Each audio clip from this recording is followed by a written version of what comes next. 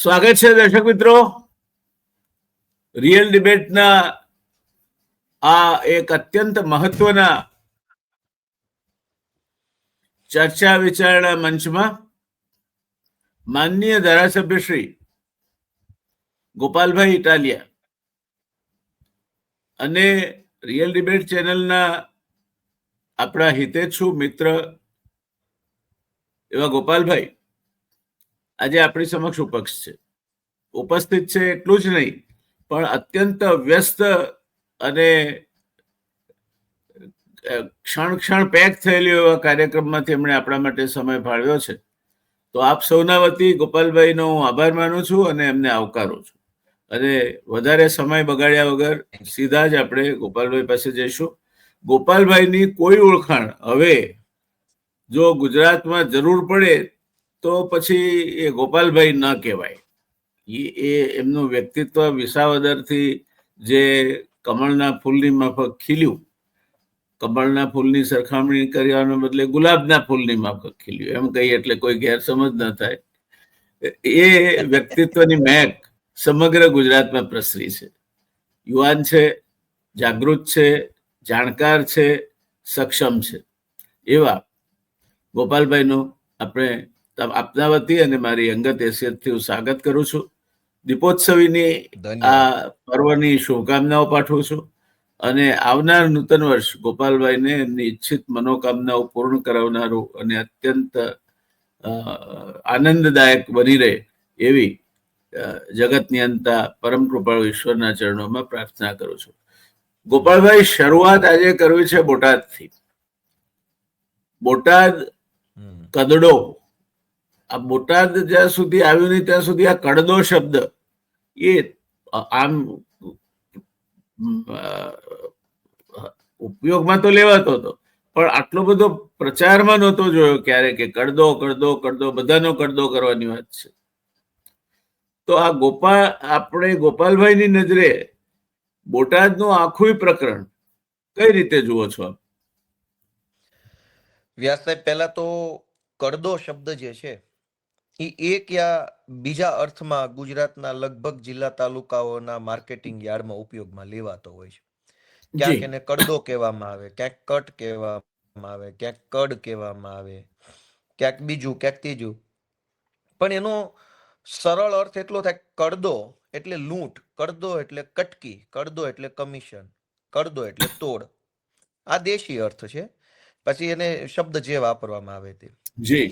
તમે જોશો તો દરેક જગ્યાએ લાચાર માણસની લાચારીનો જેટલો લઈ શકાય એટલો ફાયદો લેવાની માનસિકતા ધરાવતી સરકાર અને એના માણસો બેઠા છે. લઈ શકાય એટલો લઈ જ લેવાનો જ ફાયદો. એટલે બોટાદની માર્કેટિંગ યાર્ડમાં કપાસ વેચવા કોઈ ખેડૂત જાય તો શરૂઆતમાં એમ નક્કી થાય કે આ કપાસ મેં જોયો, ચેક કર્યો, અને મને એમ લાગે છે વેપારીને કે આના 1300 રૂપિયા પ્રતિ મણ આપી શકાશે. ખેડૂત અને વેપારી બંને સહમત થાય પછી એ કપાસ વેપારીના ગોડાઉન ઉપર નાખવા જવા માટેનું ખેડૂતને સૂચન આપવામાં આવે. એટલે 2, 5, 10, 8, 15 કિલોમીટર દૂર પોતાના ખર્ચે ખેડૂત કપાસ ખાલી કરવા માટે ત્યાં ગોડાઉન ઉપર જાય વેપારીના. 20%, 30% માલ ખાલી કર્યા પછી, વાહનમાંથી ઉતાર્યા પછી અધવચ્ચે એવું કહેવામાં આવે કે ભાઈ અમે જે સેમ્પલ જોઈને માલ ખરીદ્યો હતો એ 1300 વાળો હતો, પણ અત્યારે આ અડધું ખાલી કર્યા પછી અમને એવું લાગે છે કે આ 1300 વાળું નથી, આના તો 1150 કે 1200 જ આપી શકાય. ત્યાં ખેડૂત લાચાર છે, કેમ કે ખર્ચાઓ ચડી ગયા. એક તો ગામડેથી યાર્ડમાં લઈ જવાનો ખર્ચો, યાર્ડથી ગોડાઉનમાં લઈ જવાનો ખર્ચો, આ બધા ખર્ચા થઈ ગયા છે. ને હવે પાછું જે નીચે અડધો માલ ઠાલવ્યો છે એ પાછો ભરવાનો ખર્ચો, અને બધા ખર્ચા કરે તો બીજું કંઈ વધે એમ નથી. એટલે ખેડૂત એમ કહે છે કે સારું, ચલો હવે તમે આના 1200 આપી દેજો 1300 ના બદલે. તો એ 100 રૂપિયાની જે લૂંટ થઈ એને કડદો કહેવામાં આવે છે. આ કડદો જે છે એ એક યા બીજી રીતે બધે જ ચાલુ છે. સુરતની ટેક્સટાઇલ માર્કેટની અંદર એક કડદો થાય છે કે જે પેલો વિવિંગ કરવા વાળો માણસ જે મજૂરીએ વિવિંગ કરે છે કાપડનું, એ પોતાની માપપટ્ટીથી માપે ત્યારે 100 મીટર કપડું છે, વેપારીને વેચવા જાય ત્યારે દર 100 મીટરે 2 કે 3 મીટર કપડું ઓછું નીકળે છે કે તમારું તો 98 મીટર જ હતું, 95 મીટર જ હતું. તો 100 મીટરના લેખે માલ લેવાનો અને 95 મીટર નીકળ્યો છે એમ કહીને બિલ બનાવી દેવાનું. તો કડદો તો ત્યાંય થઈ રહ્યો છે. તો મૂળ પ્રશ્ન હવે બોટાદ પૂરતો કે કડદા પૂરતો મર્યાદિત નથી. મૂળ પ્રશ્ન એ છે કે સરકાર કોના તરફેણમાં છે? કડદા બાજુના તરફેણમાં છે કે પીડિતોના તરફેણમાં? તો આખા ગુજરાતની અંદર જો આપણે પેટર્ન જોઈએ તો એક સમાન પેટર્ન જોવા મળે છે કે ચોર, લૂંટારા, લફંગા, તોડબાજો, કટકી કરનારાઓના સમર્થનમાં સરકાર છે અને પોલીસ છે. અને આવી કટકી રોકવા માટે જનતા સ્વયંભૂ અથવા કોઈ રાજકીય પાર્ટીના આગેવાની હેઠળ જો આંદોલનો થાય તો સરકાર પોલીસના દંડાથી આ આંદોલનો કચડી નાખે છે. કેમ કે જે કડદો થાય છે એ કડદામાં સરકારનો પણ ભાગ છે. બોટાદની અંદર કડદો થાય છે એ વાત તો ખેડૂતોમાંથી સામે આવી. ખેડૂતોમાંથી સામે આવી તો આમ આદમી પાર્ટીએ જવાબદારી ઉઠાવી કે ચાલો આપણે ખેડૂતો માટે સંઘર્ષ કરીએ, લડાઈ લડીએ. 2 થી 3 દિવસ સુધી માર્કેટિંગ યાર્ડમાં શાંતિપૂર્વક રીતે આ ધરણા પ્રદર્શન જે શબ્દો કયો એ ચાલ્યું શાંતિપૂર્વક રીતે. કોઈ ગાળે બોલવું નથી ને કોઈ ઊંસાતુસી થઈ નથી. એ 3 દિવસ દરમિયાન ભાજપી કડદા પાર્ટીના કોઈ નેતાઓએ કોઈ નિર્ણય ન કર્યો. અને ત્યાર પછી નક્કી થયું કે ત્યાર પછી પોલીસ આવી માર્કેટિંગ યાર્ડમાં અને પોલીસે એવું કીધું કે તમે અહીંયા બેસી શકો નહીં, આ તો યાર્ડ છે. એટલે પછી ખેડૂતોએ નક્કી કર્યું કે સારું ભાઈ, યાર્ડમાં ના બેસવા મળે તો અમે અમારા ગામમાં જઈને બેસીશું, પોતાના બાપદાદાના ગામમાં. નક્કી થયું કે હળદરની અંદર એક ખેડૂત મહાપંચાયત થશે અને આ મહાપંચાયતની અંદર કડદાનો પ્રશ્ન ઉઠાવવામાં આવશે. હવે ત્યાં જ્યારે ખેડૂતો એકઠા થયા, ખેડૂતો વતી આગેવાની કરવા માટે આમ આદમી પાર્ટીના નેતાઓ આ બધો ઘટનાક્રમ બન્યો ત્યારે પોલીસે પૂર્વ તૈયારીના ભાગ સ્વરૂપે બધું આયોજનબદ્ધ રીતે આવી હિંસા આચરી, લાઠીચાર્જ કર્યો, દંડા માર્યા, બધું જ કર્યું. અને ખેડૂતો, નિર્દોષ ખેડૂતોને મારકૂટ કરવામાં કોઈ વાત બાકી ન રાખી. આ આખી ઘટના એમ બતાવે છે કે જ્યારે સરકારનું જ્યાં કટકી કમિશન લાગે છે એ વસ્તુને તમે છેડશો કે છંછેડશો તો સરકાર તમને મારશે. એનો અર્થ એ થયો કે પોલીસ સરકારના રક્ષણ માટે છે, જનતાના રક્ષણ માટે નથી. ખેડૂતોની જમીન સંપાદન વ્યાસ સાહેબ થતી હોય, ખેડૂત વિરોધ કરે એટલે પોલીસ આવે અને ખેડૂતોને પકડીને લઈ જાય જમીન સંપાદન કરાવી દે. વાલીઓ ફી વધારાનો વિરોધ કરતા હોય તો પોલીસ આવે, વાલીઓને પકડીને લઈ જાય અને ફી વધારો મંજૂર કરાવી દે. ખેડૂતો કડદાનો વિરોધ કરતા હોય, પોલીસ આવે, ખેડૂતોને મારે અને કડદા બાજુને બચાવી લે. કોઈ ગામના લોકો બુટલેગરનો વિરોધ કરતા હોય, પોલીસ આવે, વિરોધ કરનારા લોકોને મારે અને બુટલેગરોને બચાવી લે. તો એક પેટર્ન એવી જોવા મળે છે કે પોલીસ છે એ ભાજપનું રક્ષણ કરવા માટે છે, સરકારનું રક્ષણ કરવા માટે છે, ખોટું કરનારા ગુંડા, લુચ્ચા, લફંગાઓના પ્રોટેક્શન માટે છે, જનતાને મારવા માટે પોલીસ રાખી છે. આ આખું પિક્ચર સામે આવ્યું છે. હવે ગોપાલભાઈ, વાત તો બહુ વ્યાજબી લાગે છે અને ભારતીય જનતા પાર્ટીના દેવ દુર્લભ પ્રદેશ પ્રમુખ 5.25 વર્ષ રહ્યા છે, 3 વર્ષની મુદત હોય એના બદલે. એમણે વિદાય થતી વખતે એવો એક આક્રોશ વ્યક્ત કર્યો હતો કે સહકારની ચૂંટણીમાં મેન્ડેટ કેમ ના આપીએ અમે. કાલે ઉઠીને તમે કહેશો કે ધારાસભ્યની ચૂંટણીમાં પણ મેન્ડેટ નહીં આપો, સાંસદની ચૂંટણીમાં પણ મેન્ડેટ નહીં આપો. તો હવે સહકાર વિભાગનું સરકારીકરણ થયું છે માટે આવું થાય છે એવું માનો છો આપ? આનો આ જે ચંદ્રકાંત પાટીલે જે જતા જે ઉચ્ચારણો કર્યા એ એમના આત્માનો અવાજ જે બહાર આવ્યો એને કઈ રીતે જુઓ છો? સહકારના ક્ષેત્રનું માત્ર સરકારીકરણ થયું હોત તો હજુ 50% વાંધો નહોતો. સહકારના ક્ષેત્રનું ગુંડાકરણ થઈ ગયું છે, માફિયાકરણ થઈ ગયું છે. એ મોટો સરકારીકરણ થઈ જાય તો કમસે કમ થોડું ઘણું તો કાયદા જેવું હોય, થોડી ઘણી તો સિસ્ટમ હોય. 100% ગુંડાકરણ કરવામાં આવ્યું છે. પાટીલે ગુજરાતની બધી જ વ્યવસ્થાનું ગુંડાકરણ કરી નાખ્યું કે ગુંડાઓના હાથમાં સિસ્ટમ આપી દો એટલે લોકો ડરના માર્યા કશું જ બોલ્યા વગર ચૂપચાપ બધું ચલાવી લે. કેમ કે કોઈ એકલ દોકલ બોલશે તો પોલીસ જ તેને મારશે અને ટોળું થશે તો લાઠીચાર્જ કરશે, માટે બળ પ્રયોગ, લાઠીચાર્જ કરશે. એટલે પાટીલે ગુજરાતનું ખૂબ મોટું નુકસાન કર્યું છે. અગાઉ આપણે એની ચર્ચા થઈ ચૂકી છે. પણ હવે પ્રશ્ન લોકોની અદાલતમાં છે કે લોકો શું વિચારે છે, લોકો શું ઈચ્છે છે, લોકો બદલાવ ઈચ્છે છે કે લોકોને પણ આ બધી વસ્તુ યોગ્ય લાગે છે. એટલે લોકોની અદાલતમાં આ પ્રશ્ન ગયો છે હવે. બરાબર, પણ લોકોની અદાલતમાં તો એના સમયે નિર્ણય જ્યારે આવશે ત્યારે આવશે. અત્યારે તો લોક આંદોલનને તો બળપ્રયોગથી કચડી નાખવામાં આવે છે. આપ આમ આદમી પાર્ટીમાં છો ત્યારે ત્યાંના સ્થાનિક ધારાસભ્ય ઉમેશભાઈ છે. ઉમેશભાઈ આ મુદ્દે કઈ બોલતા નથી. ઈસુદાનભાઈ છેક અમદાવાદથી જેમ જમીન પર હવાનું દબાણ ઘટે અને સમુદ્રમાંથી હવા ધસી આવે અને સાયક્લોન આવે એમ એ વાવાઝોડાની ઝડપે ધસી જાય છે અને રસ્તામાં એમને પોલીસ આતરી પાડે છે. રાજુભાઈ કપરાડાનું શું રોલ છે તે ખુલીને સામે આવતો નથી.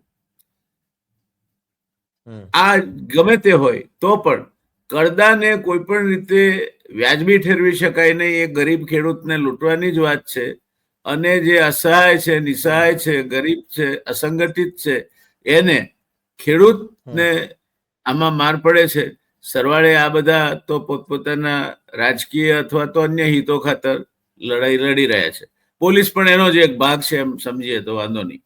તો આ જે આમ આદમી પાર્ટીનું જે આખું આમાં આ લડત દરમિયાન સંગઠનથી માંડીને તળ જમીન સુધીનું જે નેટવર્ક છે એનો રોલ કેમ આ વખતે સંદિગ્ધ રહ્યો? એટલે શું સંદિગ્ધ શું છે એમાં? એટલે ધારાસભ્ય તો કઈ બોલતા જ નથી. એમણે બોલવું જોઈએ. તમારા ટિકિટ પર ચૂંટાઈ આવ્યા છે પછી ભલે પાર્ટીમાં જ નથી. ધારાસભ્ય પાર્ટીમાં જ નથી. એને તો પાર્ટીમાંથી હા, આપે પાર્ટીમાંથી એને મુક્ત કર્યા છે પણ એટલે પ્રજાના પ્રતિનિધિત્વ માટે જતા નથી. એ જાણે પણ એ એમની ફરજ ચૂકે છે એવું તો ખરું ને. એ તો જો પાર્ટીમાંથી કાઢી મૂક્યા પછી હવે શું કરે છે ને શું નથી કરતા ને એ તો બધું હવે એ જાણે. અમે તો બધા એક ટીમ તરીકે ખેડૂતોના મુદ્દે બધા ભેગા મળીને લડી રહ્યા છે. અમારું તમામ લીડરશિપ, નેશનલ લીડરશિપ થી લઈ સ્ટેટ લીડરશિપ થી લઈ જિલ્લા કક્ષાના આગેવાનો બધા જ એક લાઈનની અંદર અમે કામ કરી રહ્યા છીએ આ મુદ્દા ઉપર. પછી સુદાનભાઈ જે રીતે ધસી આવ્યા અને એમની સાથે જે પ્રકારનો ઘટનાઓ ઘટી, વ્યવહાર થયો, એ બાબતે શું કહેવું છે આપને? એ તો બિલકુલ અયોગ્ય થયું ને એમની સાથે. કોઈ રાષ્ટ્રીય પાર્ટીના પ્રદેશ પ્રમુખ કોઈ ઘટનામાં જનતાને મળવા જતા હોય, સાંભળવા જતા હોય, જનતાના દુઃખમાં, પીડામાં કે સમસ્યામાં ભાગ લેવા જતા હોય અને એને તમે ઢસડી જાઓ, પકડી જાઓ અધવચ્ચેથી, એ તો કેટલું વ્યાજબી. અત્યારે ગુજરાતમાં ભાજપના પ્રદેશ પ્રમુખને પકડવાની ઓકાત છે કોઈનામાં? તમે ભાજપના પ્રદેશ પ્રમુખને પકડવા ધારે તો ગડીના છઠ્ઠા ભાગમાં પકડી શકાય, કારણ કે ભાજપના પ્રદેશ પ્રમુખની જ કોઈ ઓકાત નથી હોતી. એ તો ત્યાં દિલ્હીથી નક્કી થાય છે. એટલે આ આખું જે કંઈ ચાલી રહ્યું છે એ હવે સત્તાની વ્યાસ સાહેબ વિકૃતિ આવી ગઈ છે. સત્તાની હવા મગજમાં એક લેવલ કરતા વધુ ચડી જાય પછી એ વિકૃતિ થઈ જાય છે. વિકૃતિની ચરમસીમા આવી રહી છે. વિકૃતિની ચરમસીમા છે. જે કાંઈ ઘટનાક્રમ અધરવાઇઝ ઈસુદાન ગઢવી અમદાવાદથી નીકળ્યા, બોટાદ આવી જતા અને 100-200 લોકોને મળી લેતા અને 4 શબ્દો માઇકમાં બોલી નાખતા તો શું પહાડ તૂટી જવાનો હતો? એ લોકશાહી પ્રક્રિયાનો એક ભાગ છે. એક જવાબદાર રાષ્ટ્રીય પક્ષના એ પ્રદેશ પ્રમુખ છે અને સામાન્ય નાગરિક હોય તો પણ કોઈ આંદોલન થતું હોય એનાથી પ્રેરિત થઈને ત્યાં એમની ભાળ લેવા જવું એ કઈ કોઈ ગુનો નથી. અને ત્યાં જઈને બોલે નહીં ત્યાં સુધી એમણે ઉશ્કેરણી કરી છે એવું પણ ન કહી શકાય. તો પોલીસનું આ વર્તન એ બાબતે આમ આદમી પાર્ટી આગળ શું કરવા ધારે છે? આગળ અમારો તો સાહેબ અમારી પાસે રસ્તો એક જ છે, માત્ર સંઘર્ષ, સંઘર્ષ અને સંઘર્ષ. દરેક પ્રશ્નને જનતાની અદાલતમાં લઈ જવો, જનતાની અદાલતમાં અમારી વાત રજૂ કરવી. અને કેમ કે જનતાની અદાલતથી મોટી કોઈ અદાલત ભારતમાં છે નહીં. જનતા જે દિવસે નિર્ણય કરશે ને તે દિવસે કોઈની વકીલાત હાલવાની નથી. એટલે અમે જે કાંઈ અન્યાય, અત્યાચાર, શોષણો થઈ રહ્યા છે એનો અંતિમ રસ્તો એક જ છે કે એને જનતાની અદાલતમાં મૂકીએ. અમારી જનસભાઓ સતત ચાલુ હોય છે, લોકો આવે પણ છે, એમાં અમે દરેક મુદ્દાઓ મૂકીએ છીએ અને વિનંતી કરીએ છીએ કે તમે વિચારો, અમે જે વાત કહીએ છીએ એ તમે વિચારો. અને અમને ભરોસો છે કે જનતા વિચારશે અને અદાલતમાંથી સારો નિર્ણય આવશે. તમને નથી લાગતું કે કપાસના ખેડૂતોની ખાસ કરીને પનોતી શરૂ થઈ છે? પહેલા ભારત સરકારે કપાસની આયાત ઉપરની ડ્યુટી 11% હતી એની શૂન્ય કરી નાખી અને પહેલા સપ્ટેમ્બરના અંત સુધી મુક્તિ આપી, પછી એને ડિસેમ્બરના અંત સુધી મુક્તિ આપી. એટલે નવો કપાસ બરાબર આવે તે સમયે વિદેશમાંથી કપાસ અહીંયા ડમ્પિંગ થઈ શકે અને જકાત મુક્ત કપાસ એ આપણા કપાસ સાથે આપણા ખેડૂતના પાક સાથે હરીફાઈ કરી શકે.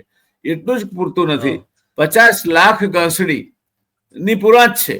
એટલે 50 લાખ ગાંસડી તો હાથ ઉપર છે એઝ ઇટ ઇઝ. તેવી સમયે સરકાર આ જકાત મુક્તિ આપે છે તો એને તો ઘણો સમય થઈ ગયો. એ બાબતમાં આમ આદમી પાર્ટીએ શું કર્યું? મેં એ બાબતમાં જ અમે અત્યારે લાગેલા છીએ. આ કપાસનો જ મુદ્દો છે. આની પહેલા અમે એક સંમેલન રાખ્યું હતું પણ વરસાદના જી કારણોસર કેન્સલ થયું અને હવે હા, એક લગભગ ચોટીલામાં આપે રાખેલું ને વરસાદના કારણે હા પછી એને મુલતવી હા કરવું પડે. અને હવે પછી કપાસના મુદ્દે અને ખેડૂતોના મુદ્દે ટૂંક સમયમાં એક મોટો કાર્યક્રમ થશે દિવાળી પછી. બહુ જલ્દી થઈ જશે. આ મહિનાના એન્ડમાં જ એવું કાર્યક્રમ અમે ગોઠવી રહ્યા છીએ. પણ આ કપાસની મુક્તિ અંગેનો જે પ્રશ્ન છે એ તો દિલ્હી સરકાર સાથેનો છે. તો તમારું જે કેન્દ્રીય નેતૃત્વ છે એણે દિલ્હી સરકાર સાથે, કેન્દ્રીય સરકાર સાથે આ અંગે કોઈ વાટાઘાટો કરી હોય અથવા એમના ધ્યાન પર મૂક્યું હોય અથવા ત્યાં કોઈ કાર્યક્રમ યોજ્યો હોય એવું કઈ છે?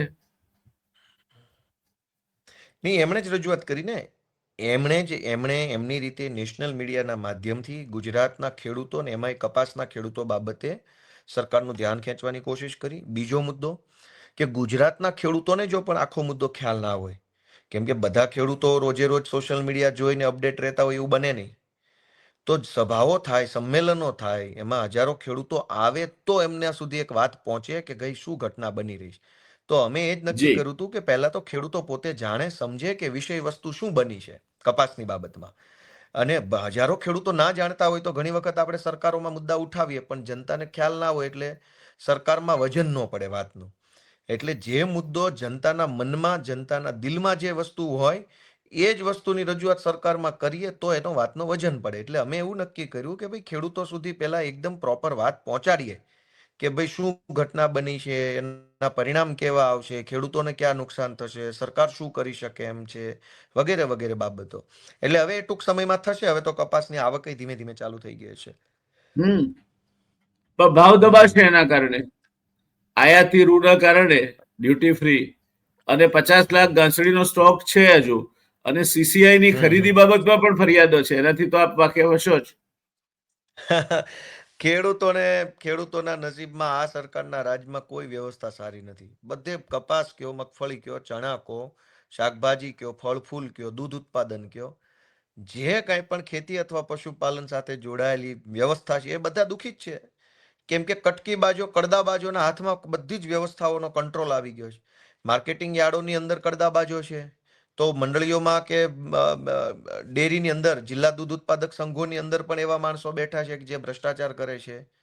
એવી રીતે ખરીદ વેચાણ સંઘમાં પણ એવા માણસો છે.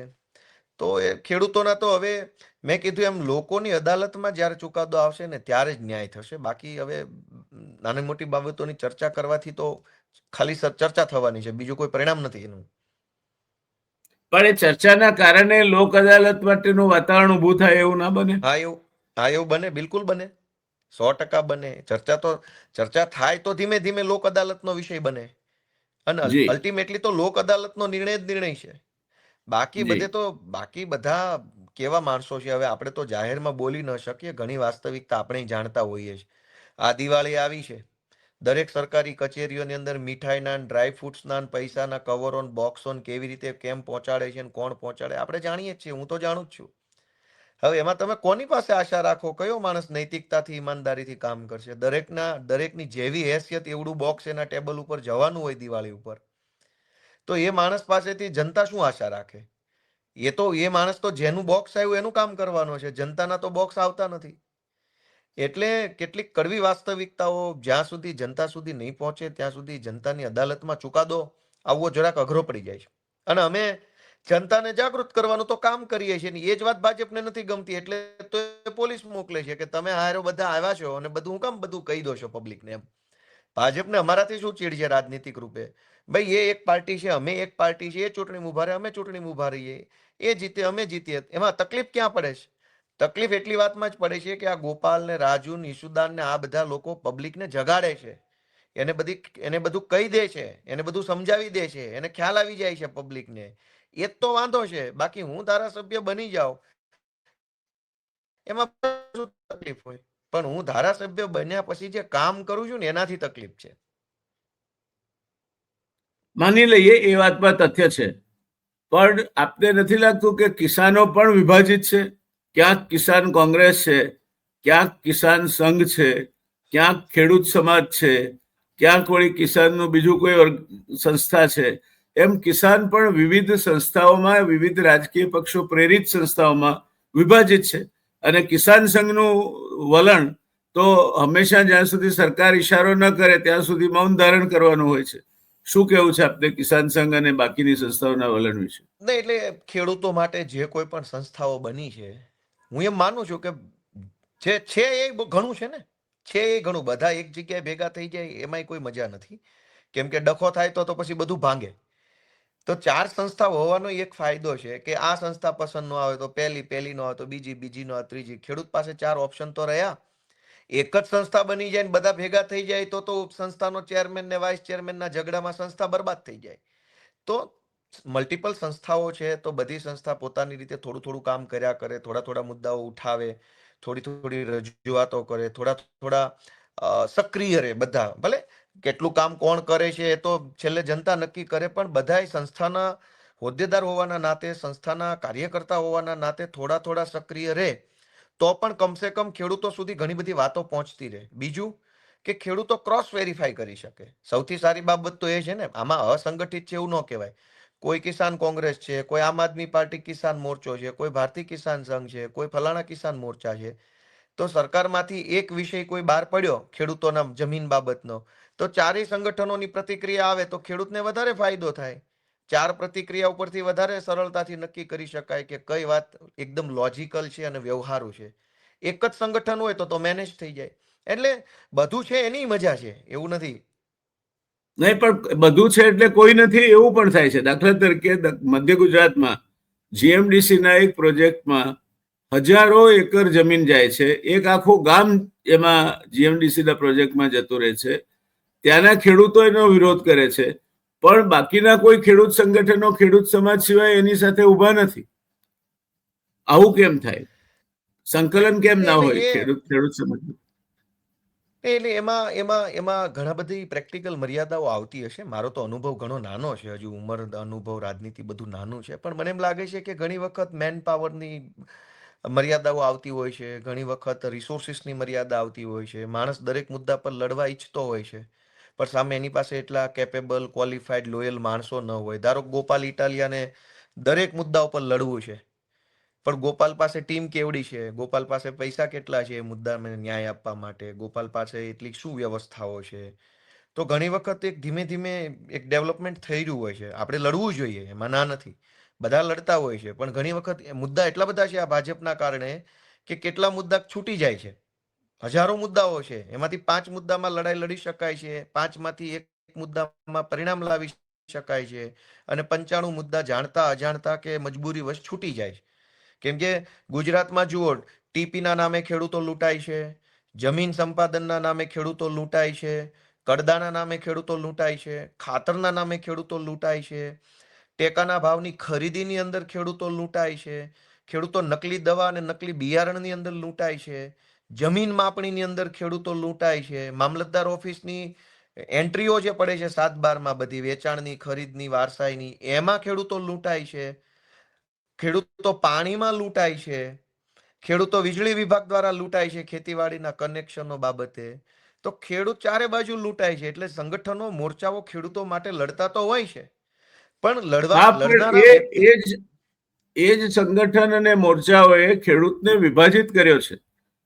ખેતી સાથે જોડાયેલો કોઈ પણ ખેડૂત અને એના જે બાળ બચ્ચા છે, ખેતી સાથે જોડાયેલા મજૂરો છે, એ બધાને તમે ખેડૂત તરીકે જો ભેગા કરો તો લગભગ 60% મતદાર ખેડૂત છે. એ ખેડૂત તરીકે ક્યારેય એને સંગઠિત થવા દેવામાં આવ્યો જ નથી. અને એમાં પણ મારે ખાસ આપની કોમેન્ટ જોઈએ છે કિસાન સંઘ ઉપર. કિસાન સંઘ મોટા ભાગે ભારતીય જનતા પાર્ટીના શાસનમાં ત્યારે જ મેદાનમાં આવે જ્યારે કંઈક સમાધાન કરવાનું હોય ત્યારે, અને પછી એ સમાધાનનો જશ કિસાન સંઘની જોડીમાં નખાઈ જાય. તો આ બધી બાબતે શું કહેવું છે આપને? ને એટલે કિસાન સંઘ જે છે એ એક જમાનામાં બહુ સારું એવું ખેડૂત સંગઠન હતું. નિષ્ઠાવાન ખેડૂત નેતાઓ એમાં હતા, નિસ્વાર્થ આગેવાનો કિસાન સંઘમાં ખૂબ હતા. કેમ કે મારા તો પરિવારમાંથી કિસાન સંઘમાં હોદ્દેદારો હતા, મારા મારા પોતાના ફેમિલીમાંથી. મેં કિસાન સંઘના અનેક નેતાઓને મારા ઘરે, મારા ગામમાં મેં રૂબરૂ મળ્યા હોય, ભાષણો સાંભળ્યા હોય. એટલે હું કિસાન સંઘથી બહુ બહુ જ પરિચિત માણસ છું.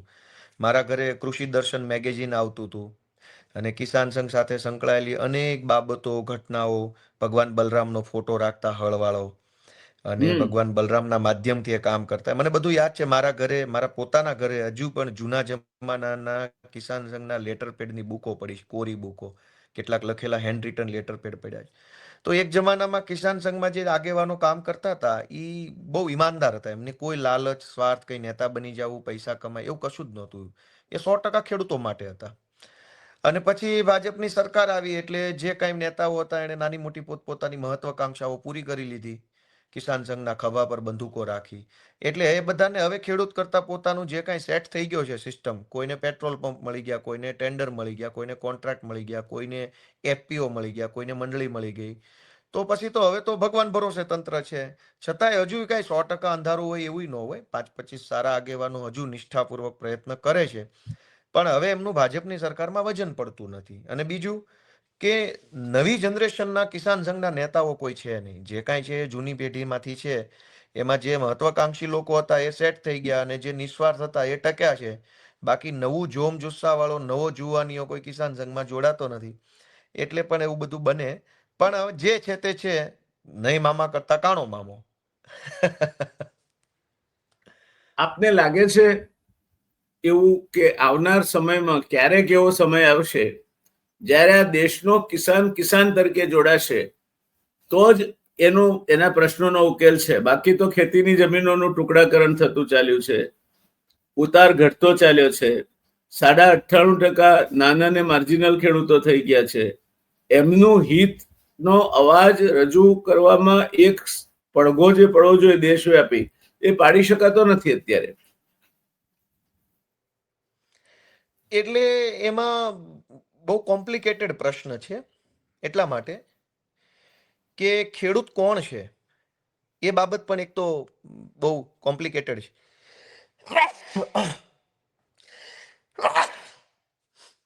ખેડૂતના પરિવારની અંદર નવી પેઢી જે આવી છે આખા દેશની અંદર, એ છોકરાઓ થોડું ઘણું ભણેલા છે અથવા થોડા શહેરીકરણ તરફ આકર્ષાયેલા લોકો છે, થોડીક ટેકનોલોજી, મોબાઈલની દુનિયાથી પ્રભાવિત છે. એટલે ખેડૂતના પરિવારમાં જન્મેલી જે નવી પેઢી છે એ 100% ખેતી પ્રત્યે ઇમોશન ધરાવે છે એવું બહુ મોટા સ્કેલ ઉપર જોવા નથી મળતું. એટલે જેને આપણે એ દૂર ખેડૂત થતી કહીએ જાય છીએ, છે ખેતીથી. હા, એટલે જેને આપણે ખેડૂત કહીએ છીએ, એકચ્યુઅલમાં ખેડૂત એ જૂની પેઢીનો ખેડૂત છે. નવી પેઢીના તો ખેડૂતો જ નથી. એટલે હવે એક રીતે જોઈએ તો ખેતી પ્રત્યે લોકોનો લગાવ ઘટ્યો છે અને એમાં સરકારની ભૂમિકા પણ ખરાબ છે. સરકારે ખેતીને શિક્ષણમાં, વહીવટી તંત્રની અંદર, સમાજમાં બધે જ ખેતીને મહત્વ આપવાના જો સરકાર પ્રયાસ કરે તો લોકોનો ખેતી પ્રત્યેનો અભિગમ જળવાય રહે. હવે આજકાલ શું થયું છે, ખેતી કરતા હોય એનું તો વહેવાળ થતું નથી.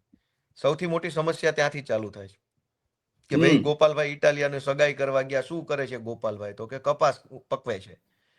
કે ગોપાલભાઈ મગફળીની ખેતી કરે છે. તો પતી ગયું બોર્ડ પૂરું. તો હવે જો આ સમસ્યા રહેવાની હોય તો આપણે ખેતી વિશે ચર્ચા કરવી કે છોકરાની સગાઈ વિશે ચર્ચા કરવી? એ એટલે કોમ્પ્લેક્સ ઇસ્યુ છે. કોમ્પ્લેક્સ ઇસ્યુ છે અને એનો ઇસ્યુ નહીં, કોઈ આ દેશમાં કોઈ ઇસ્યુ એવો નથી જેનો કોઈ જવાબ ન હોય, કોઈ રસ્તો છે જ, પણ રસ્તો કરવા નહીં, વાળાની યા તો ક્ષમતા નથી અને યા તો એને કઈ પડી નથી. પડી નથી એ એક કારણ હું ચોક્કસ કહીશ. ખેડૂત સંગઠિત નથી બીજું કારણ છે, અને સાચા પ્રશ્નથી વાકેફ પણ નથી. કારણ કે તમે સ્વામિનાથન સમિતિનો અહેવાલ સ્વીકારો કે એમએસપી નો કાયદો કરો, એ બધું કર્યા પછી જો ખેતીની જમીનનો ટુકડાકરણ થઈને અડધા વીઘાનું ખેતર થવાનું હોય તો તમે ગમે તેટલી એમએસપી આપશો, ખેતી વાયેબલ નહીં રહે અને પેલો માણસ ખેતીથી દૂર જશે, શહેરો તરફ જશે, માઇગ્રેશન થશે, આ બધું થશે. એની આપણે અલગથી ચર્ચા કરીશું, આજનો આ વિષય નથી. પણ આ ચિંતાનો વિષય ભારત માટે છે, કારણ કે ભારતની અન્ન સુરક્ષા જો નંદવાય તો આ દેશમાં મોટી અરાજકતા ફેલાય. આપણે આજે વિદેશોમાં પણ ઊંચું માથું કરીને ઉભા રહી શકીએ છીએ. એનું એકમાત્ર કારણ એ આ દેશનો ખેડૂત છે, જે આજે 450 મિલિયન ટન અનાજ પકવે છે. આઝાદી વખતે એ 50 મિલિયન ટન અનાજ પકવતો હતો. એટલે એ આપણે અલગથી તમારી સાથે મારે ચર્ચા કરવી છે, મારા મગજમાં છે, પણ અલગથી કરીશું. આજના વિષયમાં બોટાદ ક્યાં લઈ જશે? છેલ્લો પ્રશ્ન. બોટાદથી જે ચર્ચા ચાલુ થઈ છે એ ચર્ચા ખૂબ વ્યાપક લેવલે પહોંચશે, કેમ કે કોઈ ક્રાંતિ કોઈ રાતોરાત થઈ જશે એવું હોય નહીં, પણ ક્રાંતિની શરૂઆત થવી જરૂરી છે. બોટાદમાં જે ઘટનાક્રમ બન્યો એને ઘણા લોકોની આંખ ખોલવાનું કામ કર્યું છે. ઘણા લોકોને આત્મા સુધી એ વાત પહોંચી છે કે આ તો ખોટું છે.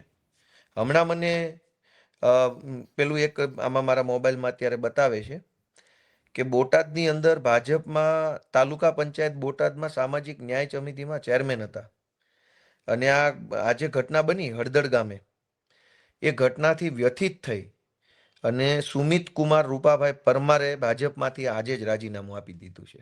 એનો લેટર પેડ મને કોઈ વોટ્સએપમાં મોકલો ને એને સ્પષ્ટ લખ્યું છે કે ભાઈ આ તમે જે ધંધા કર્યા છે એ ધંધા છે એ સંવૈધાનિક બાબત નથી. હું સંવિધાનને માનવા વાળો વ્યક્તિ છું, લોકતંત્રને માનું છું, અને જો ભાજપ પાર્ટી આવી રીતે ખેડૂતોને મારે તો એવી મારનારી પાર્ટીની સત્તાના ભાગીદાર મારે નથી બનવું, એના કરતાં હું સત્તા વગરનો સારો.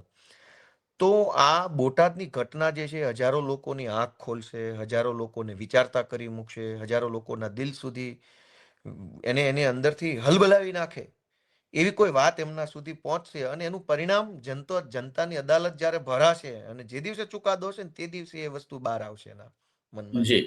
એટલે ગોપાલભાઈ, ચોગઠનું નામ આપે સાંભળ્યું છે. છગન બાપા એના ત્યાંથી ધારાસભ્ય હતા.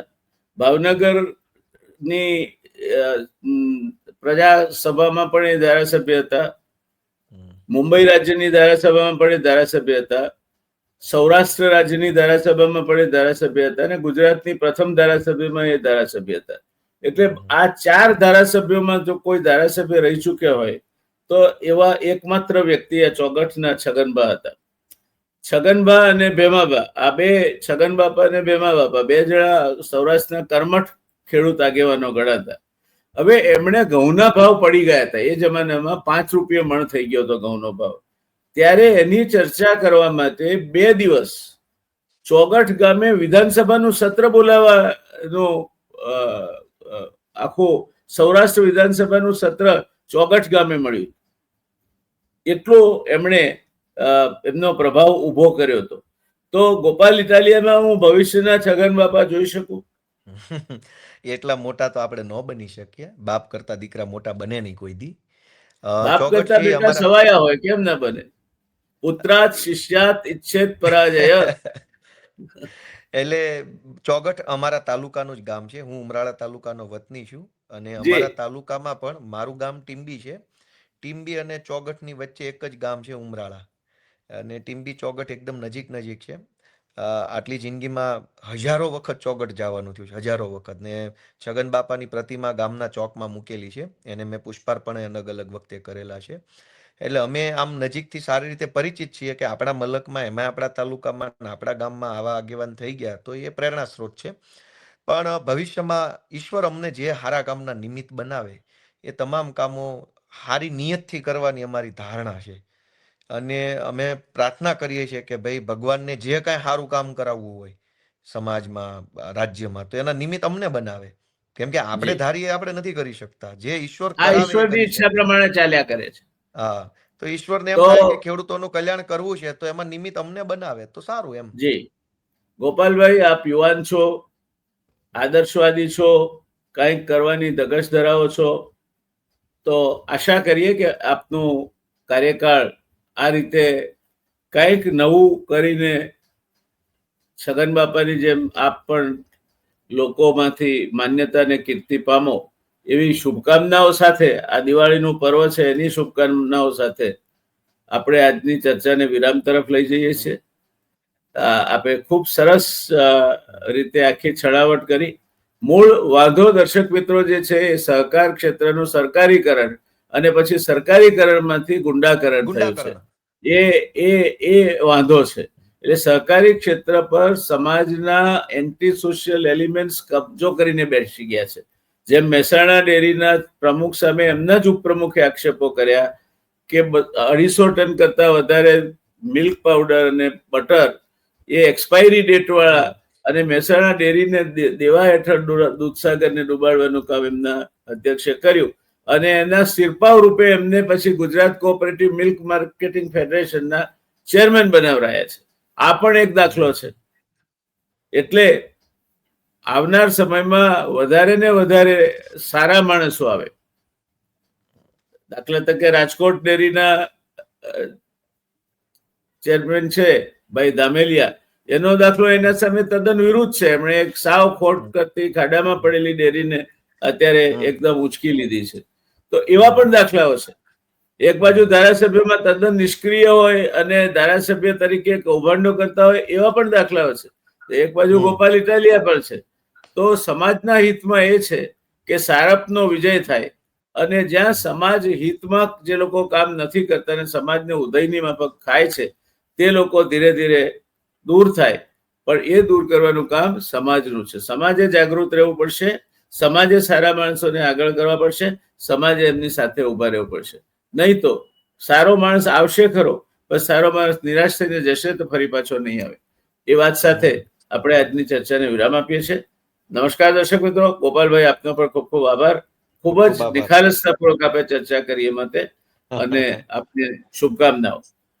Thank you.